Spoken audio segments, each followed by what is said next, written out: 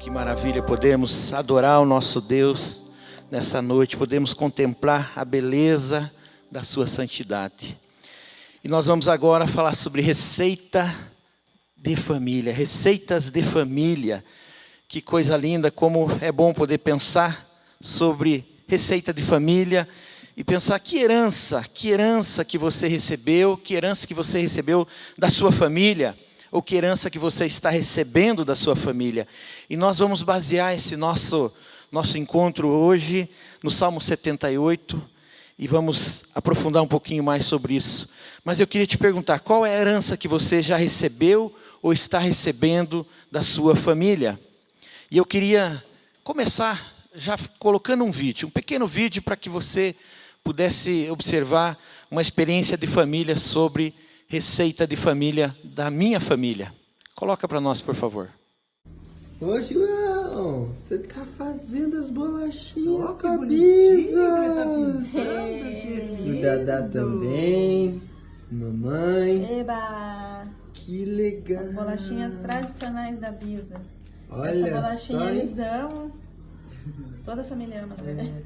Pode fazer o que você quiser. Tem cor de rosa, tem um que era para ser vermelho. Pondo lá, bonitinho. Que legal. Você viu aí uma receita de família, uma bolacha de Natal que a minha mãe faz e que essa receita passou para minha filha, passou para os meus bisnetos, eles estão ali fazendo junto com a vovó. Ela está repassando essa receita de família e nós temos o privilégio, como família, né, de desfrutar dessa iguaria, que é algo que a gente, há muito tempo, minha mãe faz, desde o tempo que eu era criança, e depois adulto, eu e meus irmãos sempre comendo esta bolachinha, e agora ela passou para minha filha e os nossos netinhos. Muito interessante a gente pensar sobre receita de família.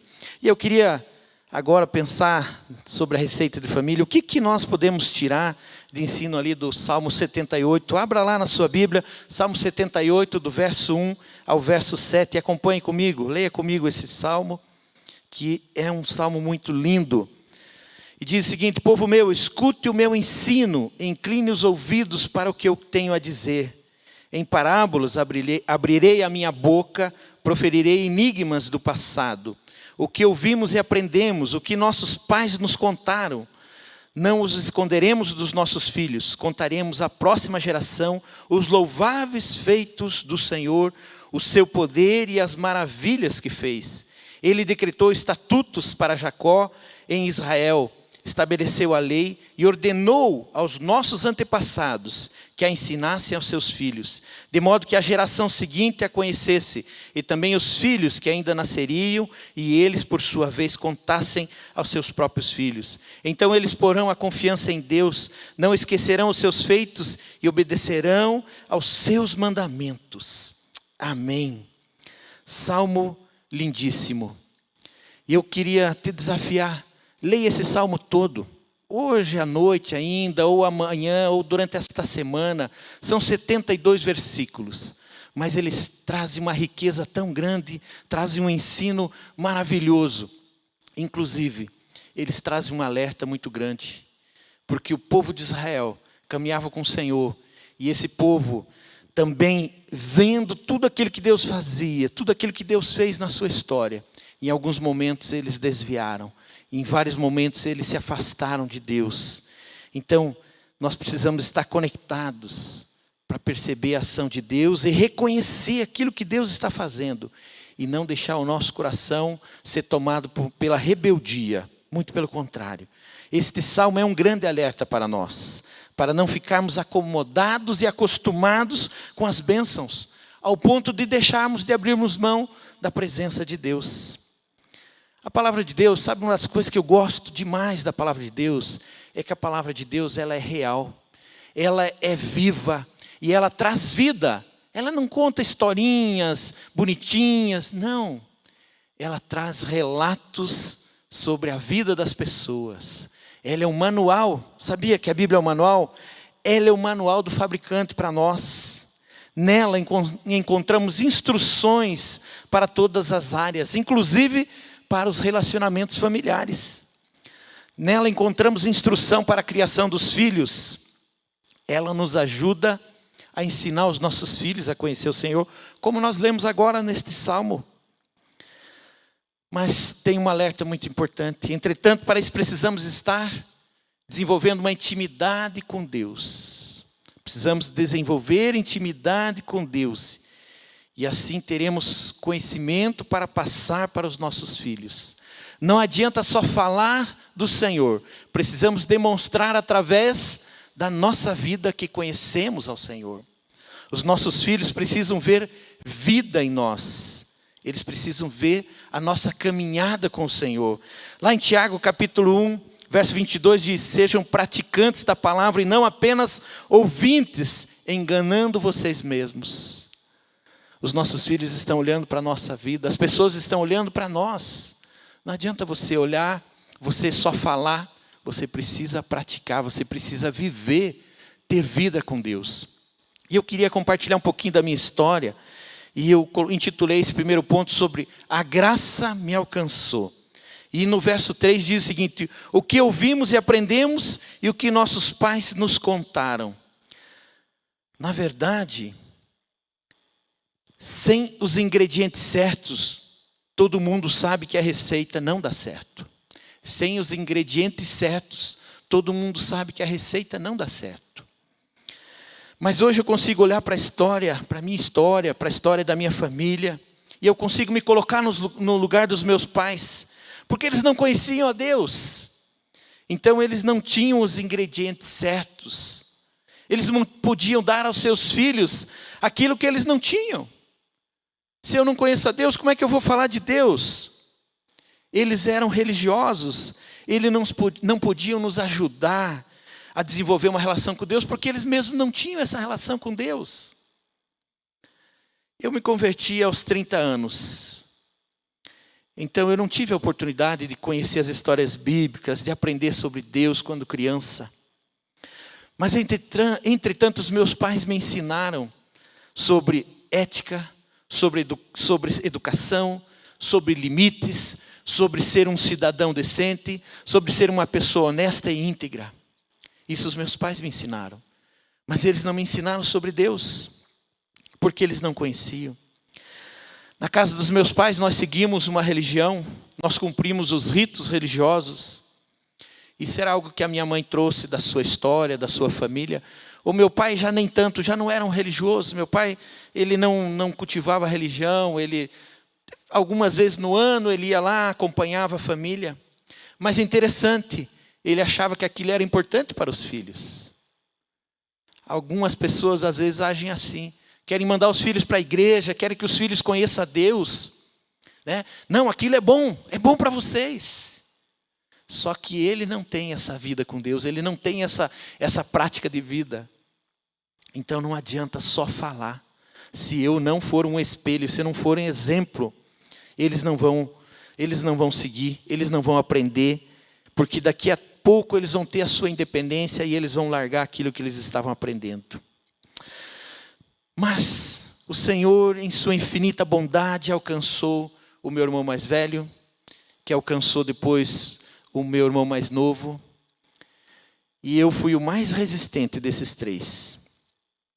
Eu fui o mais resistente. Eu olhava para a vida deles e dizia assim: não, mas eles precisavam de uma mudança, eles precisavam ter esse encontro, realmente ter a sua vida transformada. Mas eu não. Você já ouviu aquela expressão sepulcro caiado? Tem aparência por fora, mas não tem conteúdo dentro. Jesus confrontou os religiosos da época, chamando eles de sepulcro caiado. Esse era eu, um sepulcro caiado. Uma pessoa que aparentava uma religiosidade, aparentava um temor, mas eu precisava de um encontro com o Senhor. Eu precisava de uma transformação na minha vida.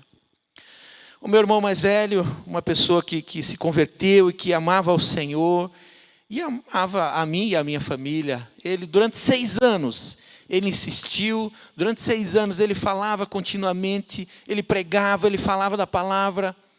Ele estava ali firme, falando do amor de Deus para a minha vida e para a minha família. mas eu ainda tinha uma resistência.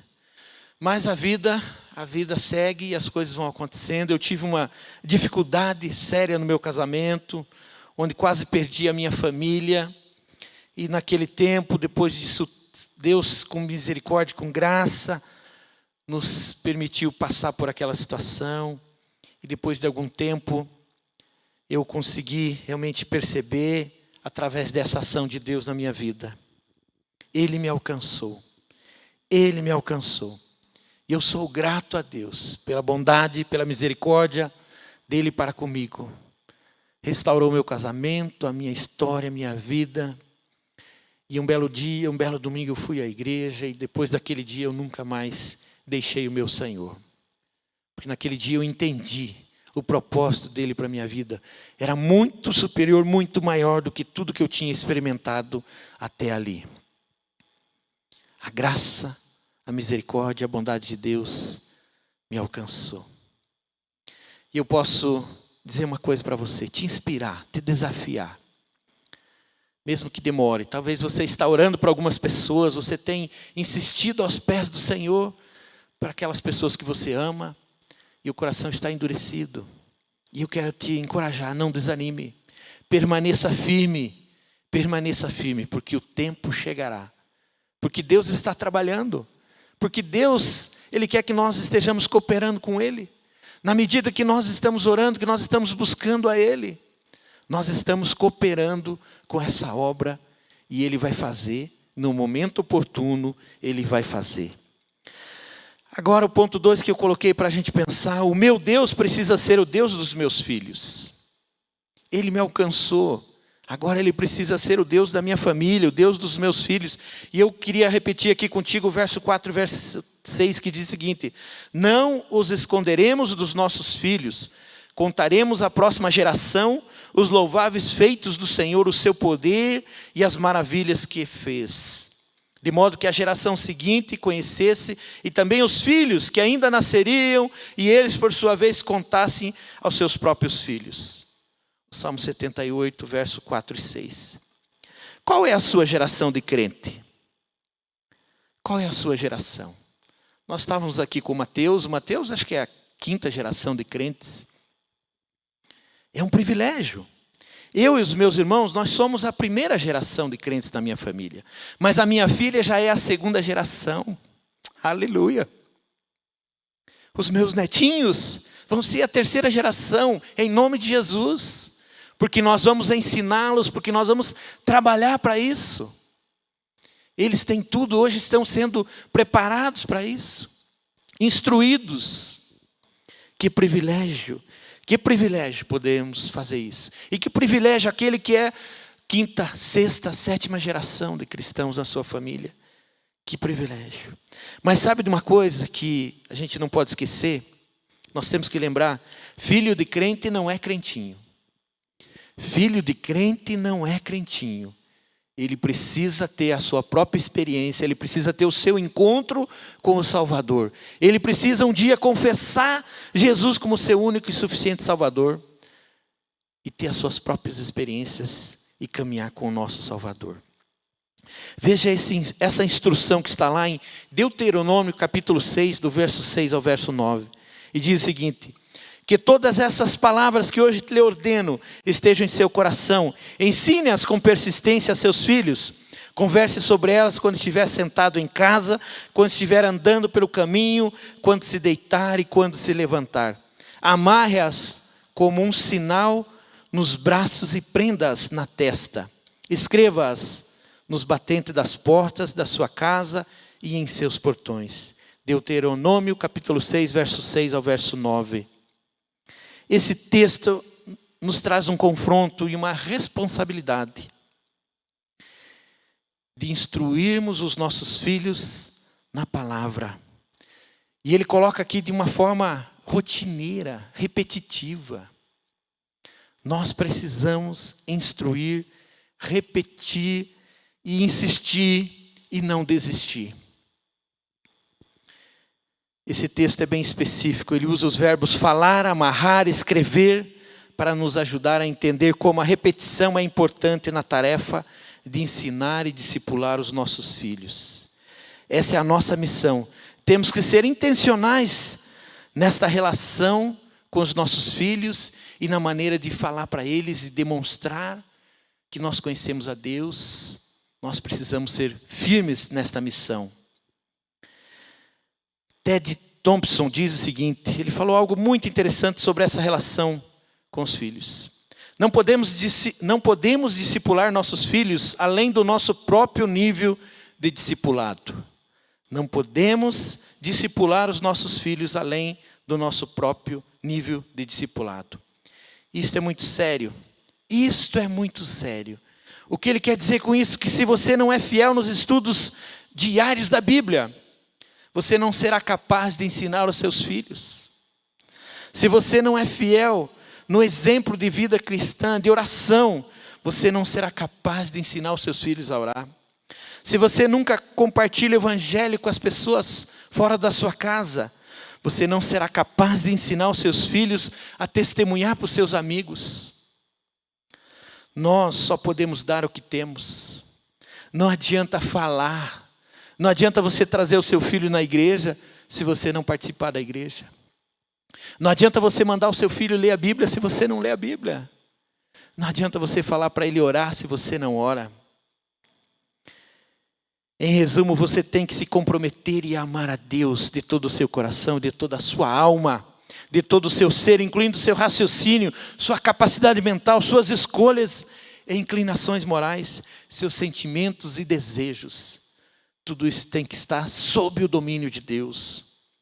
Você que é pai, você que é mãe, recebeu essa missão do Senhor. Discipular os seus filhos, ensinar os seus filhos as verdades da palavra e o grande sacrifício de Cristo na cruz pelos pecadores. Nós não podemos abrir mão de estar ao lado dos nossos filhos e de investir o nosso tempo. Às vezes eu vejo as famílias, elas gastam tanto colocando os filhos em estudos e mais estudos e mais uma língua e agora tem que aprender mais isso, mais aquilo. E tudo isso é bom. Isso não é pecado. Pelo contrário, tudo isso é necessário. Mas meu amado, minha amada, se nós não estivermos ensinando eles a caminhar com o Senhor, vai chegar um dia em que você vai olhar para tudo aquilo que você fez por eles e vai dizer, está faltando algo. Está faltando o que é mais importante, um relacionamento com Deus. Portanto, priorize, dê aos seus filhos aquilo que é o mais importante. Ensine a eles o caminho de Cristo. George Whitefield, em 1739, disse, cada lar uma pequena igreja, cada pai um sacerdote, cada família um rebanho. Importante nesse processo de discipular os nossos filhos é reconhecer que somos imperfeitos, que somos vulneráveis, que somos falíveis, para que eles aprendam que esse Deus é um Deus gracioso, que esse Deus é o Deus que nos dá oportunidade, que esse Deus é o Deus que está o tempo todo nos acolhendo. Eles precisam ver esse Deus amoroso, esse Deus paizão, que ama os seus filhos, e não aquele Deus com o dedo em riste ali, acusador.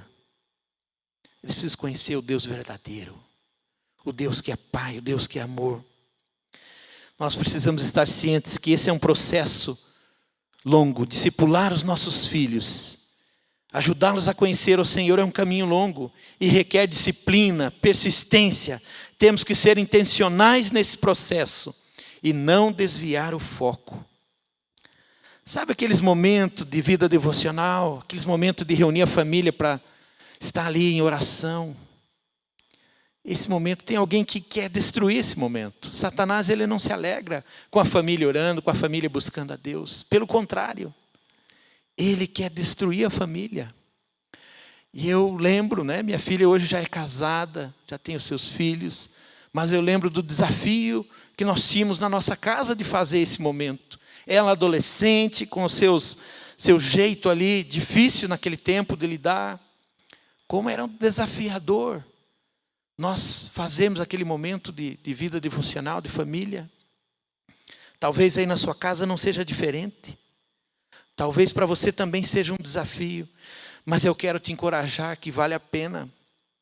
Eu hoje me alegro de ver os frutos, de ver a minha filha fazendo devocional, porque ela aprendeu, porque ela nos viu fazendo. E hoje, quando ela mesmo com os 2 pequenininhos dela lá, ela se esforça para ter aquele tempo com Deus, é porque ela aprendeu um valor para a vida. Ela aprendeu que buscar Deus está acima de todas as coisas. Vale a pena, o resultado vale a pena. Efésios 3:20 diz: aquele que é capaz de fazer infinitamente mais do que tudo que pedimos ou pensamos, de acordo com o seu poder que atua em nós. Aleluia.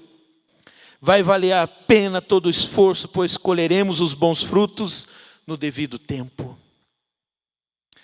Vai valer a pena. Mas talvez você olhe, né? Seus filhos já estão grandes, não são mais criança. Mas nesse caso, lembre-se de que seu chamado para discipular a sua família só termina quando você morrer. Nunca é tarde demais para começar a fazer o que é certo. Mesmo que eles estejam grandes, mesmo que eles sejam adultos. Nunca é tarde demais para ajudá-los nesse processo, para ensiná-los e para falar do amor de Deus. Ted Thompson diz o seguinte: a natureza da responsabilidade dos pais muda com o crescimento dos filhos, mas não sua essência. Fomos chamados a ser administradores fiéis por todos os dias que o Senhor nos confiou. Você tem administrado fielmente a sua família? Você tem sido um referencial para a sua família? Você pode dizer para a sua família: sede meu imitador como eu sou de Cristo? Isso que nós precisamos.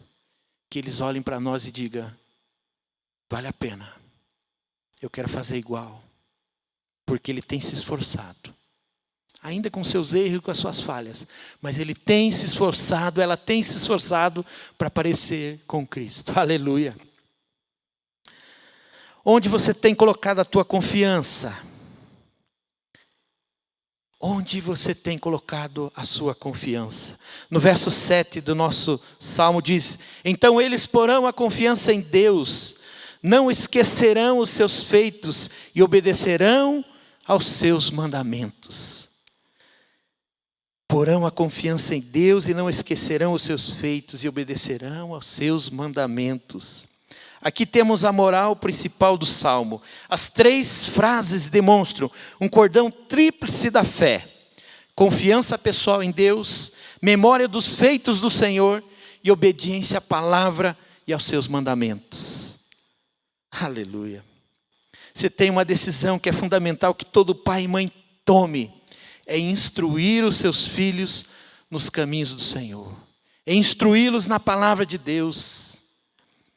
E para isso precisamos impregnar o nosso lar com a mensagem do Evangelho. Não só falando, mas vivendo. Vivendo esta verdade. A palavra diz: quando deitar, quando levantar, o tempo todo. Esta verdade tem que estar ali no nosso meio, no nosso lar. Nós precisamos fazer isso.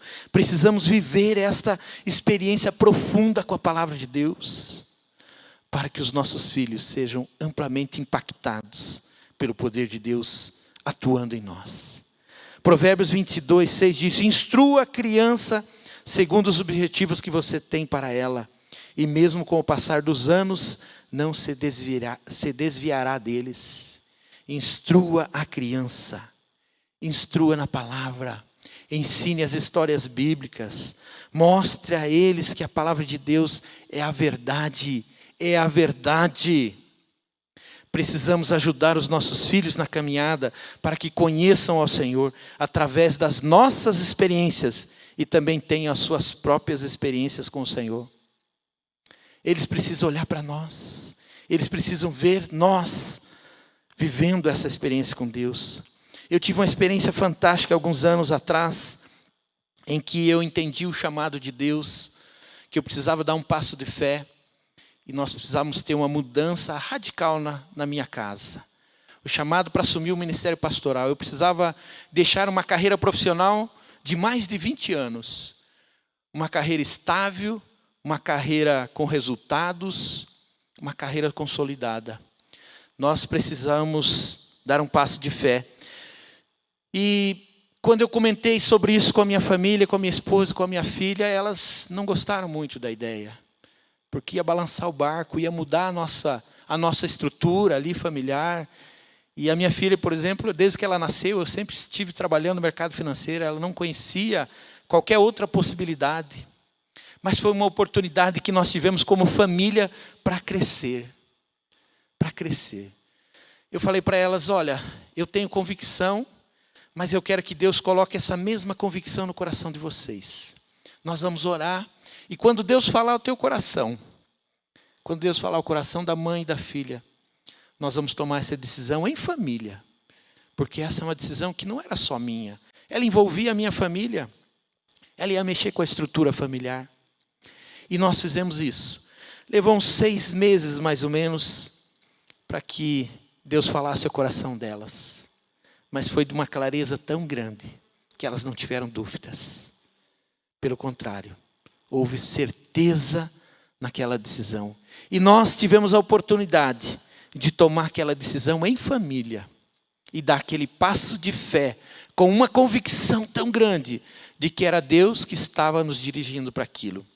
Que experiência maravilhosa tomar aquela decisão com essa convicção e com essa oportunidade de experimentar Deus de uma maneira sine qua non, maneira única, única. E eu não tenho dúvidas das marcas que Deus deixou no coração da minha filha, pois ela pôde ouvir a Deus, ela teve a sua própria experiência e a sua oportunidade de ouvir a voz de Deus naquela situação. E nós, como família, tivemos a oportunidade de crescer e aprender a confiar cada vez mais no Senhor. A minha confiança estava e está no Senhor. A minha família pôde experimentar de maneira muito prática esta confiança. Nós abrimos mão daquela certa estabilidade.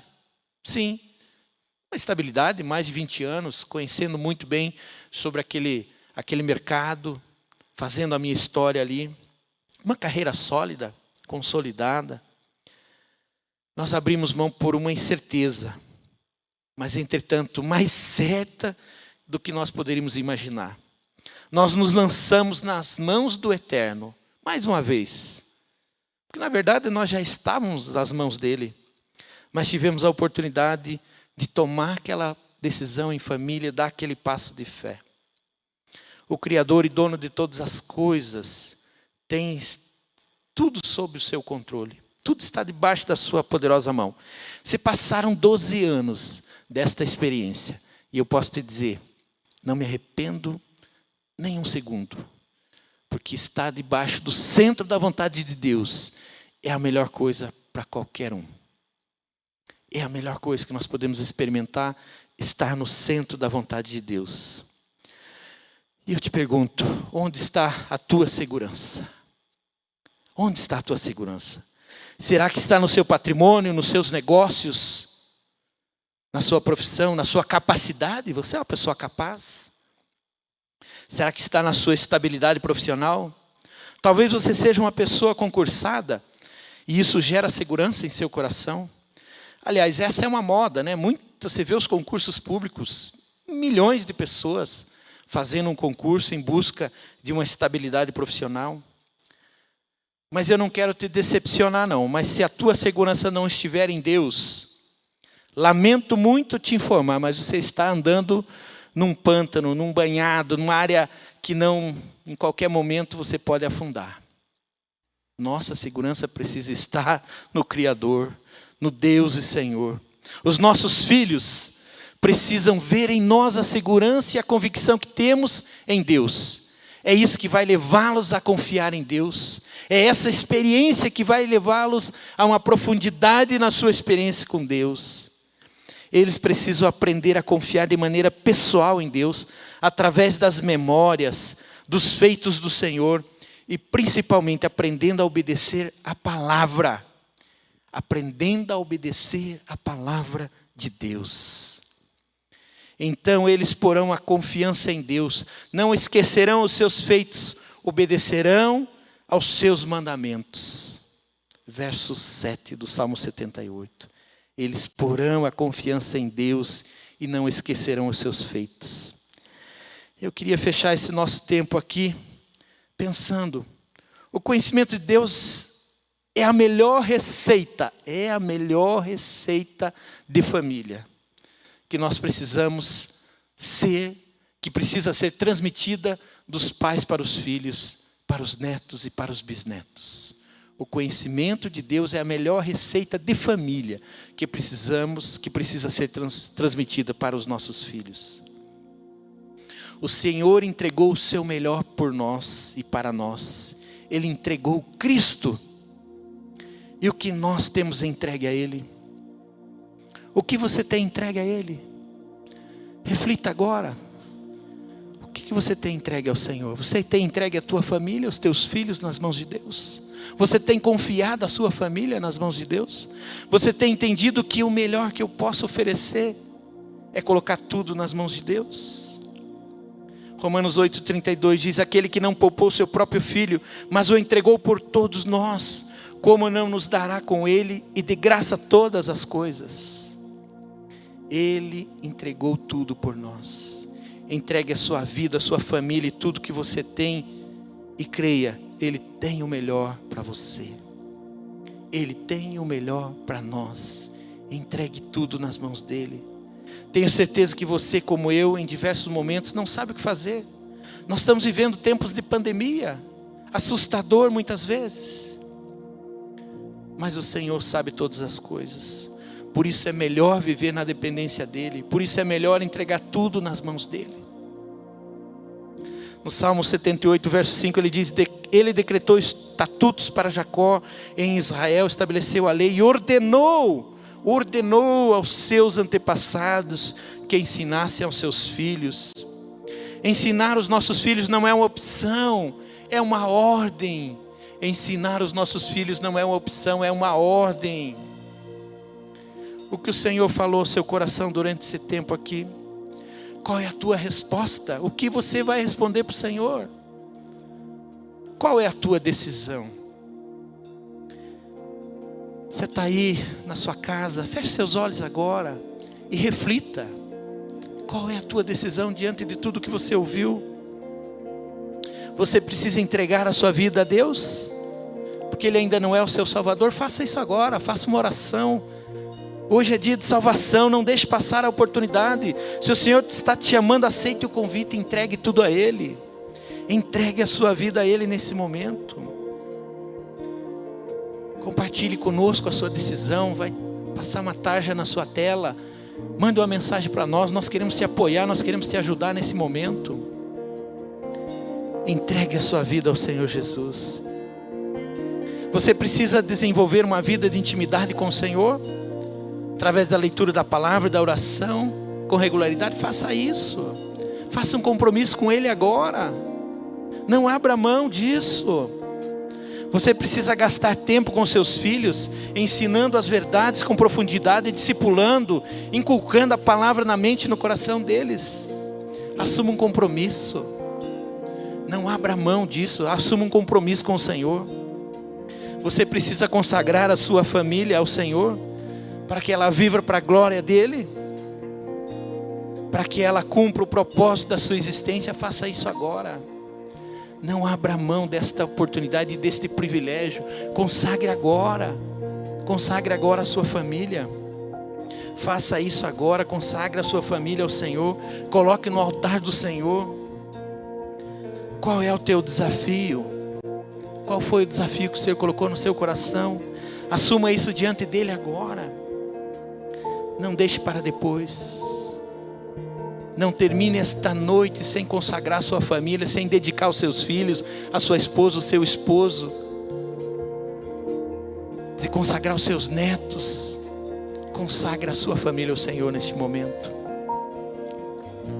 Eu quero orar com você nesse momento. Clamar a Deus. Que Ele derrame graça sobre a sua vida e sobre a sua família. E que Ele nos ajude a vivermos para a glória dEle. Feche seus olhos aí agora. Feche seus olhos, baixe a sua fronte aí, vamos orar.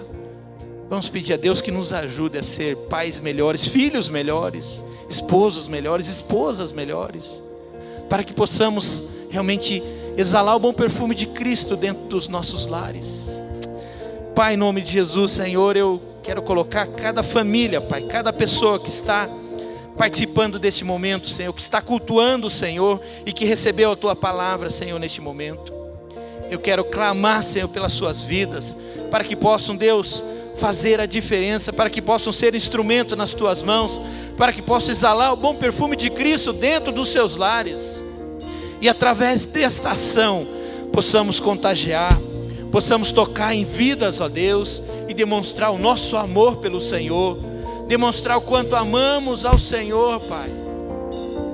Senhor, em nome de Jesus, eu quero clamar pela vida dos pais e das mães, que sejam exemplos, Pai, que sejam instrumento nas Tuas mãos e que possam ali falar aos seus filhos desse amor, testemunhando desse amor, Pai, declarando este amor, Pai. Oh, bondoso Deus e Pai, nós Te louvamos, ó Deus, pela Tua palavra que é viva e que se renova todas as manhãs e que nos ensina este manual de vida que nos ajuda a viver a cada dia, Pai. Louvado seja o Teu nome, Senhor. Obrigado pela Tua palavra e que ela se renove em nós e transforme-nos, ó Deus, em nome de Jesus. Amém e amém.